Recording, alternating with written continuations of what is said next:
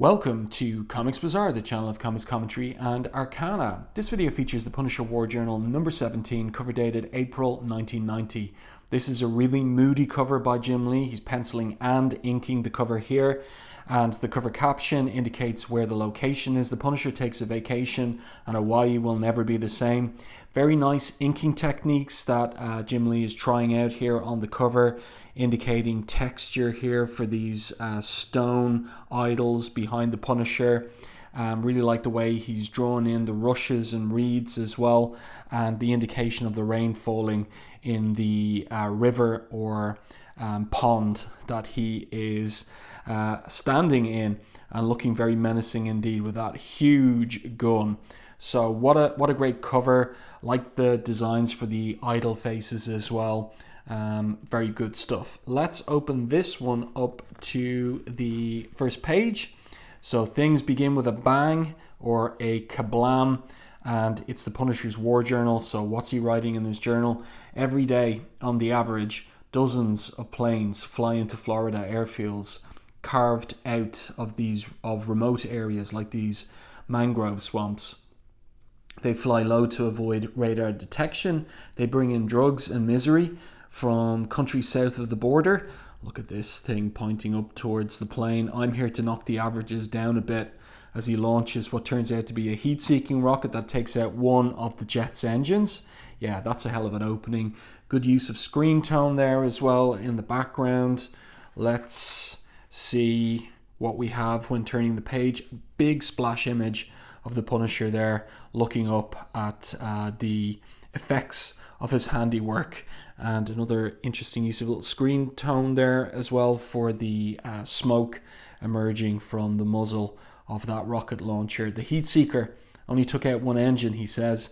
They're trying for a crash landing. The next bit is hilarious.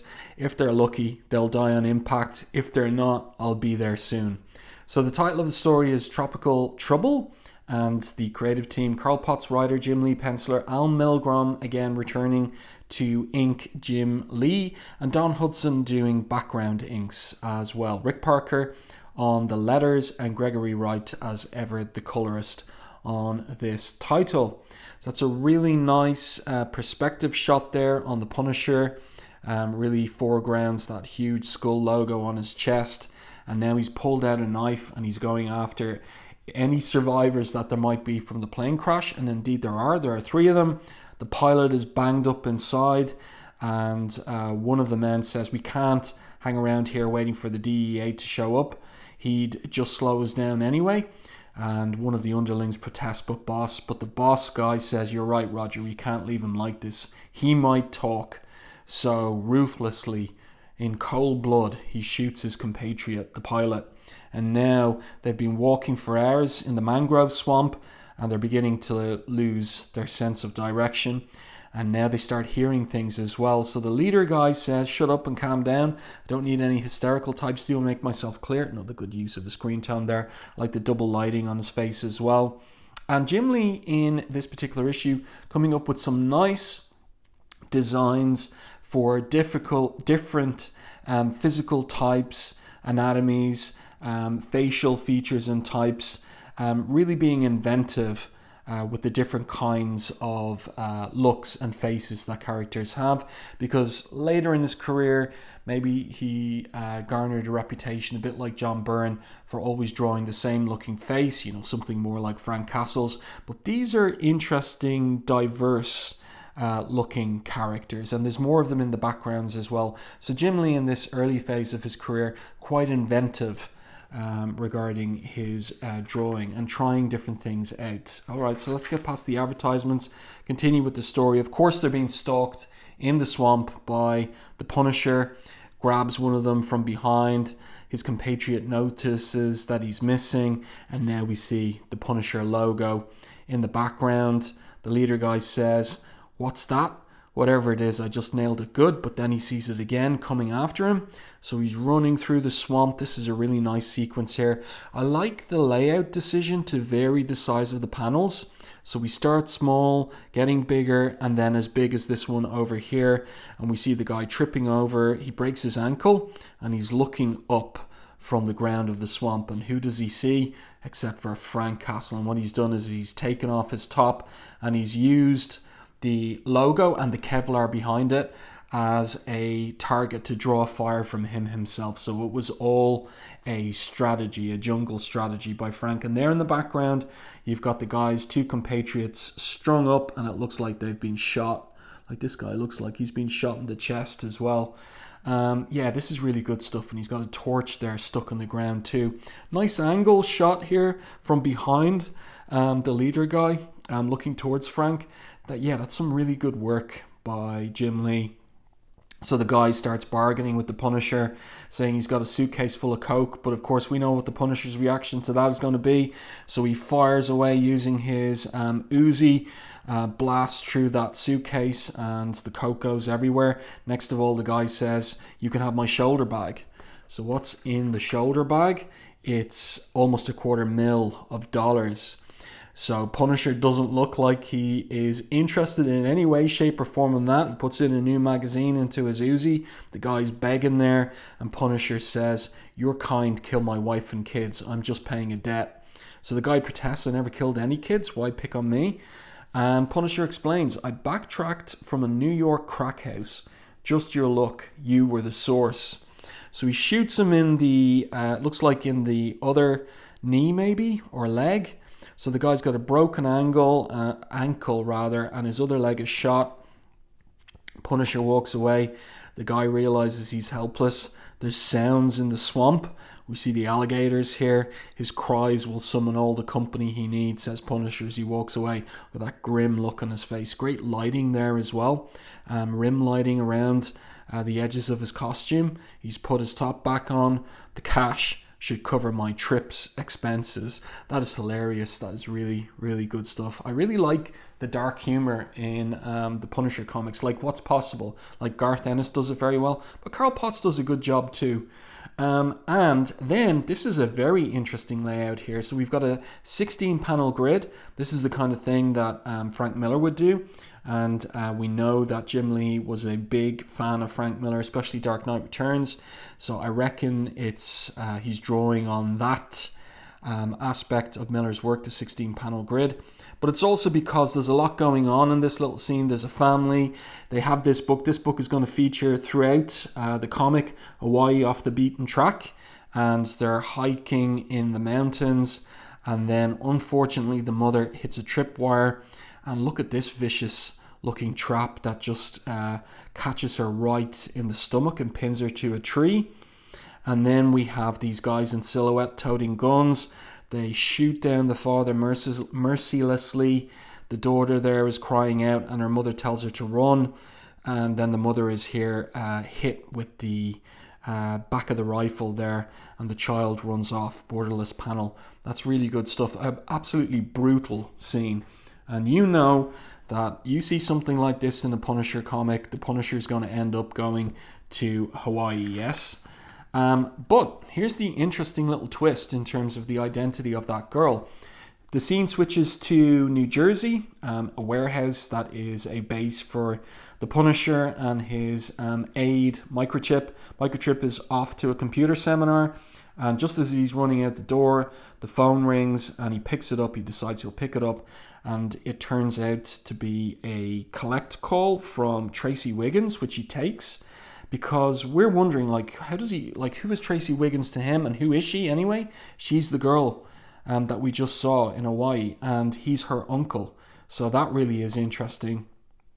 So she says to him, she's in trouble. She must have gotten away from the gun-toting thugs up on the hillside.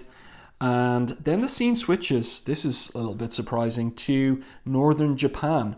And this character, Rikichi, who has featured since the first issue of the comic, he's there going back to his village of origins. He's ruminating and thinking about the Punisher. There's some plot business from previous issues of the title concerning Rikichi's late master, who discerned or intuited that the Punisher had potential to be trained. And so he's going to his old home in order to meditate on the problem and see if he can come up. I mean, he's going to consult these ancient Ninpo scrolls and artifacts for a solution to the problem. A short time later, it's clear now, he thinks to himself, it's up to me to see that the Punisher lives up to the potential the Master saw in him.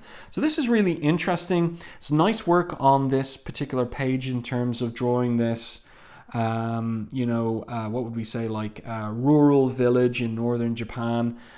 Interesting choice of shot here, looking behind Rikichi towards the village.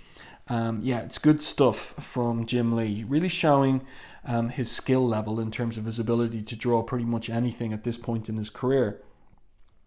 But also for me, as a fan of Daredevil, it's intriguing how Carl Potts is writing Frank Castle as, he's writing him in parallel to Daredevil in a sense, because of course Daredevil was mentored by Stick, and Stick was wondering whether Daredevil had potential to join his exclusive order of mystical ninjas, and that's a Daredevil.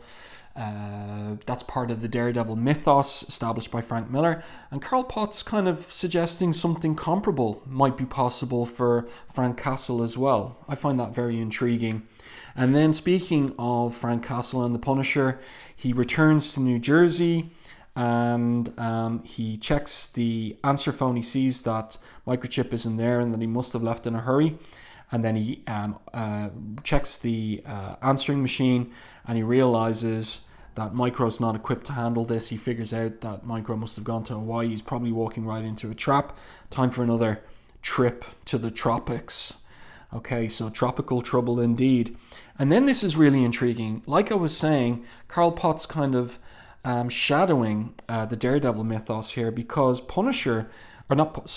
Kingpin is becoming foregrounded as an ultimate antagonist for Frank Castle and his never-ending drug war.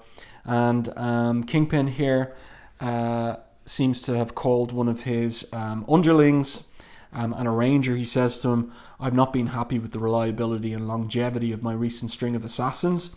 I wish to establish a stable of killers with a variety of skills and personalities that can be matched to various jobs. I have some candidates for you to quote-unquote interview." That's a really nice drawing there. Remember what I was saying about these different body shapes and facial types that Jim Lee is doing. So interesting one there. And of course his version of Kingpin looks pretty good too. So something being built up here in terms of more deadly antagonists for Frank Castle to face down after his encounter with Bushwhacker a few issues earlier. And then the scene switches to Honolulu International Airport. This is Rikichi. He's arriving. My meditative vision, he thinks to himself, compelled me here to Hawaii. Now what? His interest is caught by the plane on the runway. Someone on board has something to do with my mission. The feeling is strong. Clear the mind. Let the information visualize. Need as much. And it seems that that's the plane that is carrying Microchip, that has carried Microchip to Hawaii. Look at that book. We see it here again. Hawaii Off the Beaten Path. Everybody's reading it. And he's reading there how Maui offers fabulous off-road hiking and exploring. Well, we saw that earlier in the issue. Here are some suggestions. The local pot, Maui Wowie, is considered by many to be the world's best. Do watch out for pot fields that are guarded by armed farmers and booby traps. So that explains what we saw earlier. And I just love this thought balloon from Microchip. The dipstick author hypocritically encourages readers to patronize the product of killers. Well, Microchip has got his perspective then on pot, and that's for sure. So then the scene switches to another jet plane 1,500 miles to the east. And this is the one that Frank Castle's aboard. And the air stewardess says, "Buckle up, gentlemen, rough air ahead."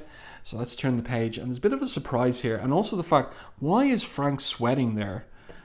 It's unusual to see Frank Castle sweating over anything. And then, wow, this is a bit of a twist here where there's a hole suddenly in the side of the jet plane and he's sucked right out down to the Pacific Ocean. But it was all a dream.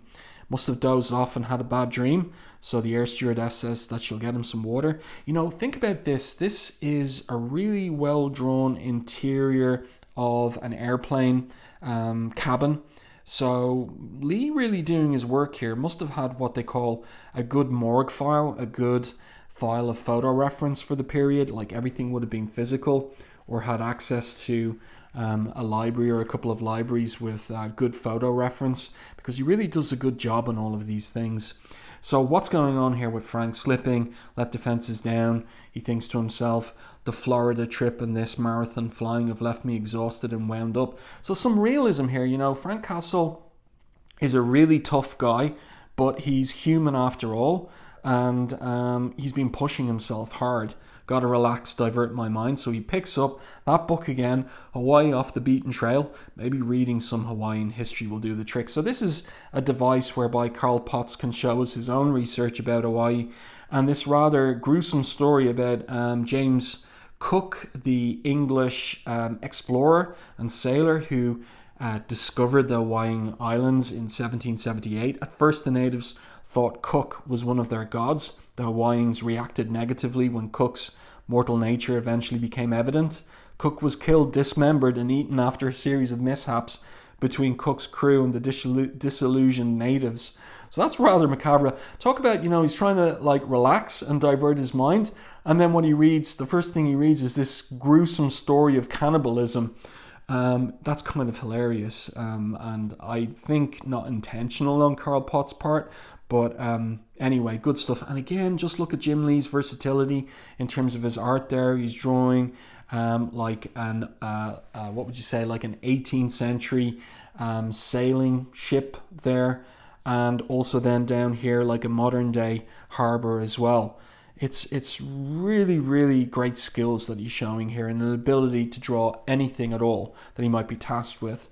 Including, different ethnic types as well. Like I was saying earlier, the different designs for characters.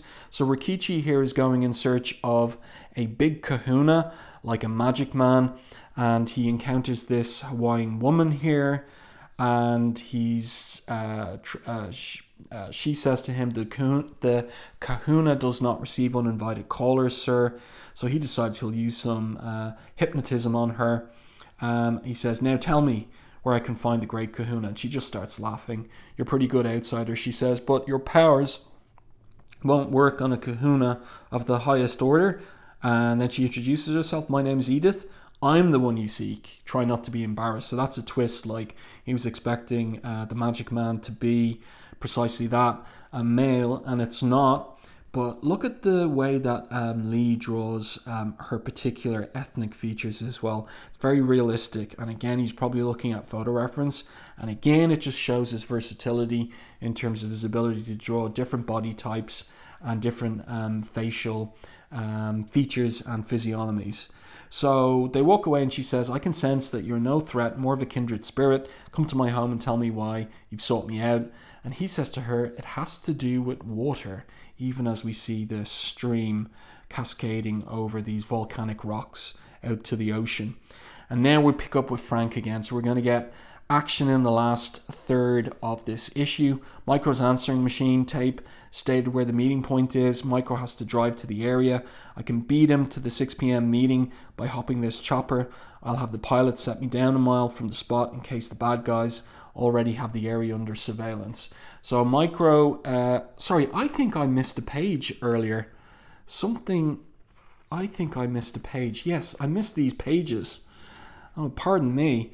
So they must have been stuck together when I was going through the comics. So his niece makes the call to him. Interesting layouts here. And then she's interrupted by one of these thugs.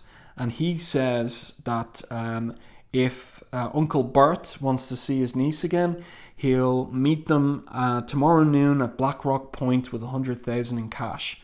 Got it. But the guy is planning a what would you call it, like a trap. He says, I want to silence this guy for good, let him think this is a ransom job so we can get our hands on him. And then he clicks off, and we see there the postcard from the niece. And so Microchip is thinking, he feels that he's got to do something about it. We've got the shadow cast by the window frame, casting an X right over him. So he's kind of like marked for this mission visually. So he picks up a gun. He thinks he's not going to be able to get too much through the airport. So he's got a little ruse that he's developed whereby he sets off the sprinklers there. And as he's going through and everyone's distracted, he runs through the metal detector, throwing up the pistol that he's going to catch on the other side, but he misses it.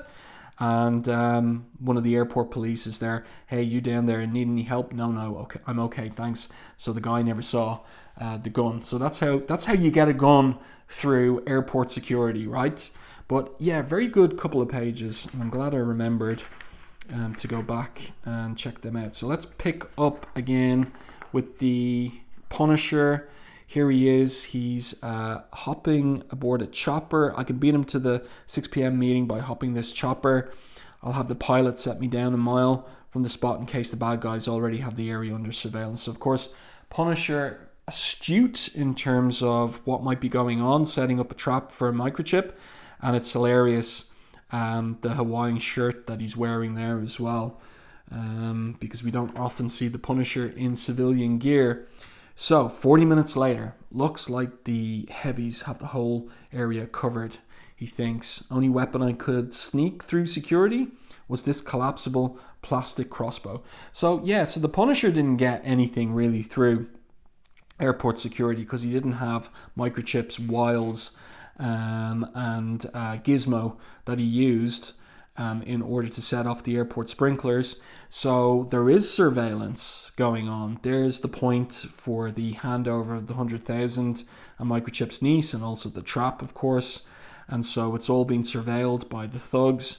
And Punisher says, this one's going to provide me with firepower, that one in front of him there. So up on the cliff's edge, the leader says, listen up, crew, everyone check in one at a time. So he's no dummy.